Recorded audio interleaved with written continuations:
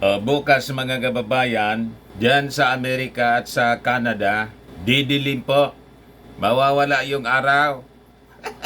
Ano niya, Mr. Maravillas? Katapusan na ba ng mundo? Sabi ng mga prophets of doom, ng mga bulaang propeta, because of this celestial event, mga kababayan, yung eclipse, ang tawag dito, the Great American Eclipse.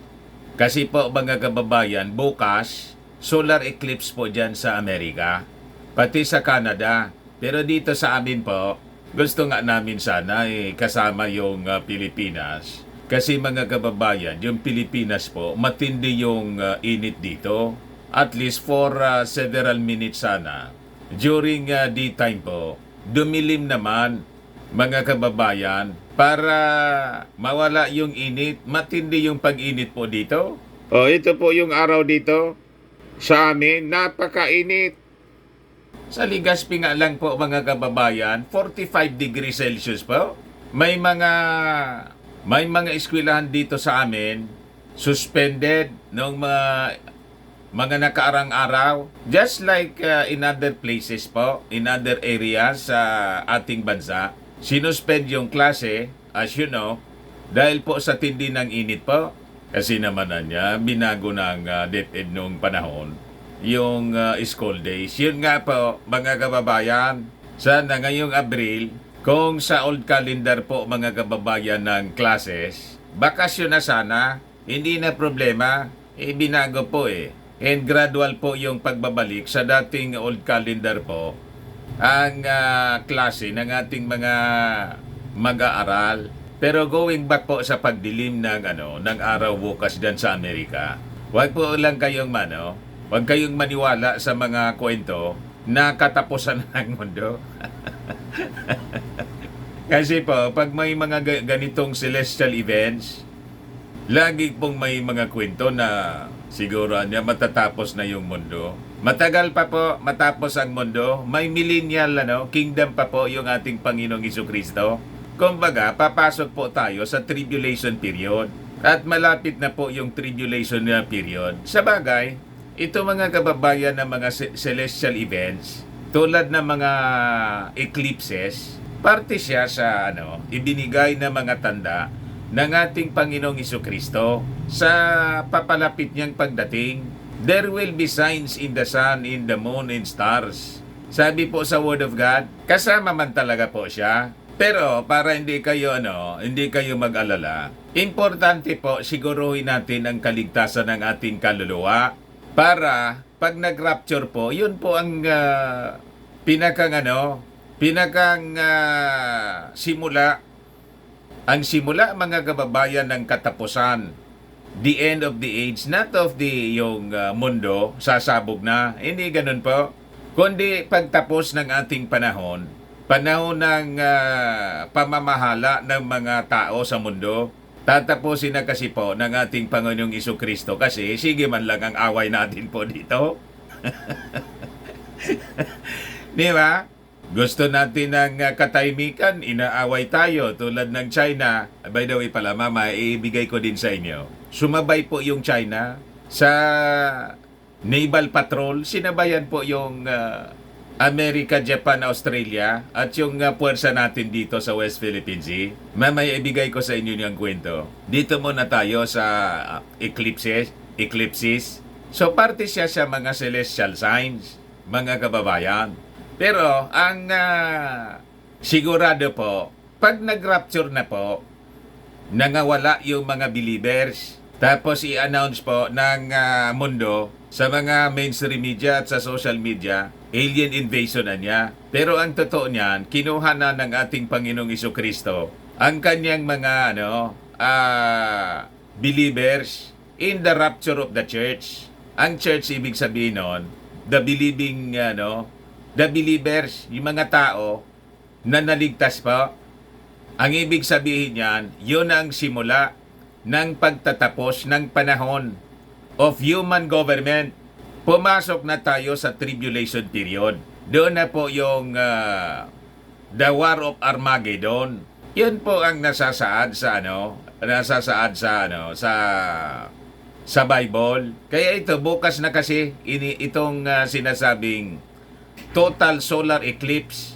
Baka kasi napanood ninyo yung mga videos na ginagawa ng mga bulaang propeta. Tinatakot yung mga tao na bukas sa solar eclipse po, ito na yung malamang katapusan ng mundo.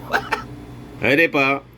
Diyan man lang ito sa Amerika. Eclipse weather forecast. Clear skies in the northeast clouds in Texas. So, ang magkaka-solar eclipse po, ang didilim po, diyan po sa Amerika. Buong Amerika and sa Canada po. Pati sa Mexico, Pacific Coast, sabi dyan po. A total solar eclipse on April 8 will enter over Mexico's Pacific Coast, thus up through Texas and Oklahoma, crisscross the Midwest, Mid-Atlantic, and New England before exiting over eastern Canada into the Atlantic. Ganun po ang mangyayari bukas. Monday po. Monday bukas. Tuesday na yata. Dito sa Pilipinas, Tuesday. Diyan sa Amerika, Monday, April, nauna kasi kami dito di ba? Sa Pilipinas. Kasi nasa silangan po kami. Sabi dito sa forecast mga kababayan, dyan sa Amerika, clouds are likely to spoil the view of the total solar eclipse in Texas and other spots along the path in North America according to forecast on Saturday. Meteorologists this weekend are fine-tuning their predictions ahead of Monday's eclipse as the spectators try to scope out the best places to watch the moon black out the sun for a few minutes. Most of Texas does not look that great for seeing the eclipse. Sabi po ng National Weather Service, meteorologist na si Bob Oravec. Sa mangyayari niyan, makinig kayo sa mga forecast dyan po sa Amerika, yung mga kababayan natin. Siyempre, this is a celestial events, rare. Matagal pang masundan ng mga ganito. Yung mga tao po, as prophesied in the Word of God, ay talagang magtatanong po, ano na ba ang nangyayari sa mundo? Kasi sunod-sunod po yung mga lindol, mga natural calamities dito sa atin, sa Pilipinas po. Heatwave, grabe ang pag-init po. Pagkatapos, didilim naman po dyan sa America and Canada. So these are celestial events as prophesied in the Word of God na habang papalapit na dumating yung ating Panginoong Jesucristo, talagang magpapakita siya ng mga tanda na ang mga tao talagang magtatanong, magtataka, what's happening in the world? Bakit niya sunod-sunod ito? May mga blood moons tayo po. Di ba? Mga several months ago and years, nauso yung mga kwento tungkol sa blood moons. Dati-rati, yung kabataan natin, hindi man ito pinag-uusapan po. Pero this time, naging tampok na ng mga kwento sa mainstream, pati sa social media syempre, kasi uso na ngayon yung social media. So yung awareness ng mga tao talagang tumaas. Kaya marami pong may mga iba-iba yung reaksyon ng mga tao. Yung iba natatakot, yung iba kung ano-ano yung iniisip, yung iba sinasabi katapusan na niya ng mundo. You see? Pero anya talaga Mr. Maravillas, ano ang tingin mo? Ano ang sinasabi sa Bible? Malapit na po talaga. Papalapit na tayo sa hindi po yung matutunaw na yung mundo, nasasabog na tayo po. Sasabog ito after 1,000 years. Masusunog po ito at papalitan ng ating Panginoong Jesucristo ng panibago. New heavens and new earth. Pero po, pag nag-rapture na po, ang ibig sabihin nun, pasok na tayo sa 7-year tribulation period. But after the 7-year tribulation period po, sabi sa Word of God, magsisimula ang millennium reign ng ating Panginoong Jesucristo. From Jerusalem, ito ang totoong one world government mga kababayan. Dinoduplicate ng mundo. Gusto nilang unahan yung ating Panginoong Jesucristo. At sa totoo lang, in the tribulation, lilitaw po yung Antikristo na uunahan, mag-attempt siyang unahan po to establish the new world order. one world government. Mangyayari po siya sa totoo lang, but it is short-lived. It will be cut short by our Lord Jesus Christ Himself. Sabi po yan sa Word of God mismo. At itong mga nangyayaring celestial events, including itong eclipses, parte siya ng mga tanda. Ayan po ang sabi sa Luke 21 verse 25 to 26. There will be anya signs in the sun, moon, and stars. On earth, nations will be in anguish, in perplexity. At the roaring and tossing of the sea, people will faint from terror, apprehensive of what is coming onto the world, for the heavenly bodies will be shaken. Kita ninyo, kaya hindi ako nagtataka kung bakit yung mga tao ngayon in anguish, kung ano-ano yung iniisip, na susulat po, nakadescribe po yung magiging behavior ng mga tao. Una, may mga tanda na makikitaan niya tayo sa araw. Ito nga lang mga kababayan na sobrang pag-init. Imagine po, first time sa ating history po na suspended yung mga classes dahil sa sobrang pag-init, 45 degrees Celsius. So tanda siya sa araw. Mas matindi na po yung pag-init ngayon. And it is, admitted ng ating mga scientists, climate scientists, kaya nga po may tawag tayong climate change, global warming. O, kita mo? Tanda po yun sa araw. Ang klima po natin, ang pag-init ng mundo, impluensyado ng mga nangyayari po sa heavenly bodies, that is the sun. Alin man po yung nagpapainit sa mundo kung hindi yung araw? Mayroon pa niya Mr. Maravillas, yung bulkan. O nga no? Kasi yung ilalim ng ating mundo po, the inner core, lava, ay molten rock, magma, pag lumabas na lava, yan po yung reality po. Scientific siya. So other than sa araw, saan pa daw po? Sa buwan. Makita ninyo, ano yung ibig sabihin ng eclipse, solar eclipse? Pag solar eclipse mga kababayan, yung araw natatakpan ng buwan. O, di ba? And the stars. May mga tanda tayo makikita pati sa mga stars. And the sun is the biggest and nearest star, mga kababayan. Pero pag nag-solar eclipse, total solar eclipse, dumilim, makikita natin yung mga stars sa araw mismo kasi dumilim sa araw. Di ba yung mga stars dapat makita natin gabi lang po?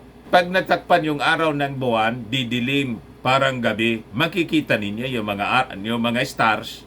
Sakto po ang description ng ating by the word of God. These are celestial signs. At saka tutunog yung dagat. Bakit po tutunog yung dagat? Kasi po nga, pag naglindol, o di ba yung mga lindol tumama sa Taiwan yung lindol, tapos Marianas Island sa Japan, ano nangyari? Taranta yung mga tao, yung Phobolx, mga kababayan, binabantayan yung waves, tsunami, by the roaring of the sea. Yeah ba? Nations will be in anguish and perplexity at the roaring and tossing of the sea. People will faint from terror, apprehensive of what is coming onto the world, for the heavenly bodies will be shaken. Kita ninyo? Napakalinaw po ang mga nangyayari sa mundo. Konektado kasi siya. Di ba yung Earth natin? Pag tiningnan mo po sa space, lahat po hang from nothing. At yung bawat isa na mga heavenly bodies, celestial bodies po, konektado sa bawat isa. Kaya nga po yung tossing of the sea, in waves po, ang tawag natin yan, low tide, high tide. It is influenced by the movement of the moon. Tama pa? Na-realize ninyo ba? High tide, low tide. Influensyado siya ng movement ng ating buwan. Nasusulat po eh. Kasi po, in the last days, the heavenly bodies will be shaken. Gagalaw po yung mga heavenly bodies.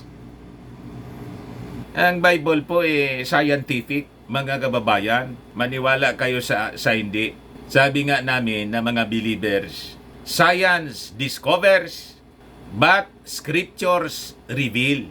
So dahil po sa activity ng araw, napakainit na sa atin. O tingnan ninyo, sabi ng ating DOLE. Heat DOLE order to protect workers from heat stress, Solon tells employees. The country's employers must heed the Department of Labor and Employment's DOLE advisory for employers to protect their workers from scorching summer heat. Sabi po ni Rizal 4th District Representative Fidel Nograles. Kita ninyo, tumindi yung pag-init ng ating araw. Mga tanda po sa kalangitan, celestial signs, heavenly signs. Nograles, chairman of the House Committee on Labor and Employment, was referring to DOLE's Labor Advisory Number 8, Series of 2023, which recommends various measures to avoid heat stress. These include reducing extreme heat exposure of employees through adequate ventilation and heat insulation in workplaces, adjustments in rest breaks in work locations, and use of personal protective equipment and access to hydration. Ngayong opisyal nang nagsimula ang tag-init na pinalala ng tagtuyot dahil sa El Nino at climate change, na nanawagan tayo sa mga employer na sundin ang DOLE advisory para sa kapakanan ng ating mga empleyado, sabi po ni Nograles. Kita ninyo, kakaiba yung summer heat ngayon, mga kababayan. Di man ito nangyari noong panahon ng ating kabataan. Kahit noon may tag-init, hindi kasing tindi ngayon. Kaya nga po, in other countries like Australia, Europe, pag ganitong tag-init po, summer heat, nasusunog yung kanilang mga kabundukan. Forest fire, pati nga dito, may mga nangyayari na ding forest fire. Nasusunog na po yung mundo. Sa sobrang init po, kahit walang magsindi, kasi nangyayari, pag nag-ambon-ambon, kikidlat, tatama doon sa mga forest na tuyong-tuyo na po dahil sa init. Ayun, magkakasunog po. Kahit nga po yung mga lightnings, tumindi. Naging deadly, mga kababayan, yung mga lightnings because of the extreme heat. O ngayon, yung mga lindol po, after natamaan yung Taiwan ng lindol, pati dyan sa Metro Manila, naganda na po sa tinatawag nilang the Big One. Baka tamaan tayo ng Big One up to magnitude 8.2. Naririnig ninyo sa mga balita. Ito yung balita kahapon, yesterday. Look, Manila Disaster and Risk Reduction Management Office stop inspect first response equipment at MDRRMO headquarters in Quirino, Manila on Saturday, April 6, as Philippine Institute of Volcanology and Seismology, PHIVOLCS, Director Teresito Bacolbol warns Filipinos to always be ready for strong earthquakes that may occur up to magnitude 8.2 after the recent Taiwan and Japan earthquakes. Sunod-sunod na po. Ayan ang pag-anda natin. Aka iniisip ninyo, tinatakot ko po kayo. Hindi ko kayo tinatakot, binabalita ko lang po. Ito yung mga tanda na papalapit na po ang pagdating, second coming ng ating Panginoong Hesukristo. Kala ninyo kung ano lang. At kasama po sa mga tanda, yung gira. Ayan po, Matthew 24, verse 3 onward. Pati mga false prophets, tingnan ninyo. Sabi diyan, and as he sat upon the Mount of Olives, the disciples came unto him privately, saying, Tell us, when shall these things be? And what shall be the sign of thy coming, and of the end of the world? And Jesus answered and said unto them, Take heed that no man deceive you, for many shall come in my name, saying, I am Christ, and shall deceive many. Huwag kayong magtaka kung bakit may tulad ni Pacquiao. At tulad po ni sino ba yun? Senior Aguila. Hindi lang yan dito sa atin, sa Pilipinas, all throughout the world po. Ang daming mga nagkiklaim na sila yung Kristo. Di ba? Nung Semana Santa, Biyernes Santo, daming nagpanggap na Kristo, nagpapako sa krus. Nagtaka pa kayo kung bakit pinauso nila yung ganon. Gusto na nilang maging tagtubos.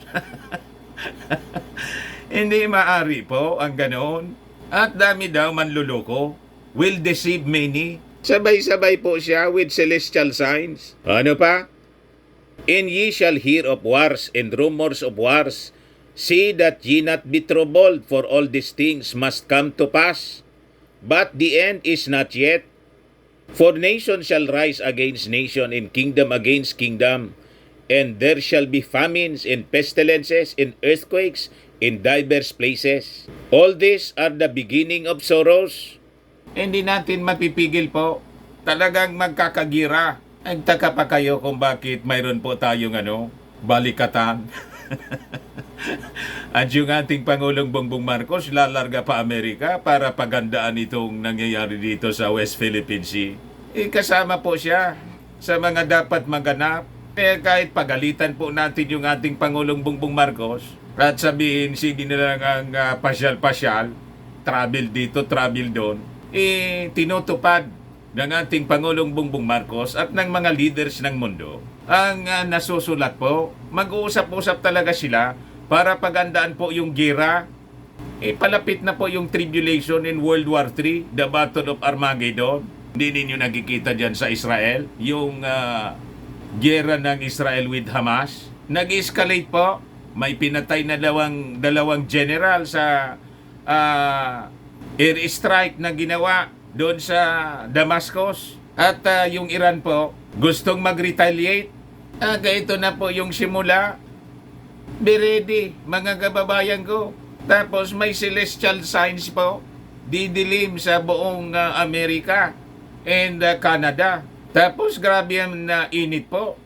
Pag binasa mo po itong Bible, parang kung ano yung nagaganap ngayon, these are unfolding prophecies. Prophecy. Walang makakapigil po nito. All these things must come to pass. Kahit sabihan pa natin yung ating Pangulo, Mr. President, dito ka na lang. Asikosihin mo yung 20 pesos mong. Yun ang issue sa ating Pangulo. Yung 20 pesos, hindi makamove on si Harimau. Yung mga DDS po, bukang bibig, yun ang propaganda nila. Itutok daw sa ang atensyon ng Pangulo sa 20 pesos na bigas. Hindi ninyo mapipigil. Lahat ito dapat na maganap. Tama po? Yan niya, Mr. Maravillas, yung sinasabi mong sinabayan ng China. Ito po, China to hold drills in disputed South China Sea on Sunday. Ngayon po, sabi ng Chinese Army, tinitingnan ko po yung development ng balita, di ba hapon na? Wala pang lumalabas. Baka bukas na po ilabas o mamaya, late in the evening, kung kumusta yung ginawang joint patrol, yung cooperative activity ng Pilipinas, Amerika, Japan at Australia. Kaya po, China will conduct military combat patrols Sunday in the disputed South China Sea. A statement from the Army said, the same day as joint drills by Philippines, the United States, Japan, and Australia. On April 7, the Southern Theater Command of the Chinese People's Liberation Army organizes joint naval and air combat patrols in the South China Sea. Said a statement, all military activities that mess up the situation in the South China Sea and create hotspots are under control, it added, in an apparent swipe at the other drills being held in the waters. Siyempre po, yung mga sinungaling man yan po, hindi man yan lalapit doon sa tropa ng Allied Forces. Takot lang yan ng China. Propaganda man lang po ito, ang tingin ko, para hindi sila mapahiya na bumag yung buntot nila. Ganon lang po ang style ng mga Chinese. Mapatubod nindo. Maniwala po sa kwento ninyo. Lahat ng kwento ninyo. Mga yabang lang po. Ito yung balita na tumitindi yung gira doon po sa Middle East. Iranian commander renews vow to avenge Syria strike attributed to Israel that killed 2 generals. Yan po yung ginawang airstrike. Yung sinasakyan ng 2 general. Ay ba man pala to? Israel has released the report of the investigation into the strike that killed 7 World Central Kitchen workers, claiming the IDF misidentified a worker as Hamas gunman. So ito po yung balita.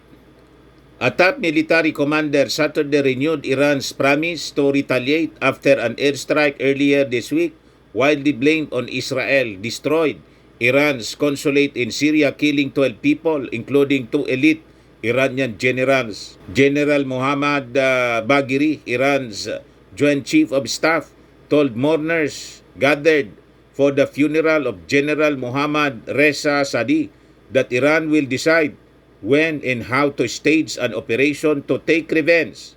Sadi was the highest-ranking commander slain in Monday's attack.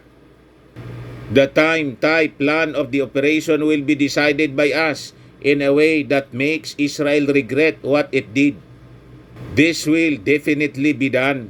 Maintindihan po, mga kababayan, nag-escalate po ay baka magkaroon po tayo ng regional war and would start with mahulog po sa World War III. Yan ang mga usap-usapan po ngayon sa mainstream media. Yun na yung pinag-uusapan ng mga nasa mainstream po. India Today, World War III, nothing but the truth, Israel, Gaza, Russia, Ukraine. Kita ninyo, mga kababayan? Yan po. Script News reports, stopping World War III. Amid escalating conflicts, how does the world avoid global disaster? Script News reports takes stock of global conflict and NATO evolving role. Yan ang pinag-uusapan ng mundo, World War III. Yan, Bloomberg. If you think World War III is unimaginable, read this. Sky News. Are we heading for World War III? Experts give their verdicts. There will be wars and rumors of wars as prophesied in the Word of God, mga kababayan. Kaya handa po kayo. Tapos we have celestial signs, earthquakes in diverse places. Sakto po sa sinasabi sa Bible. Ayan man lang po, huwag kayong mag-alala. Do not be troubled, sabi sa Word of God, for the end is not yet. Tama pa? Ako po si Dante Maravillas. Bye-bye. God bless.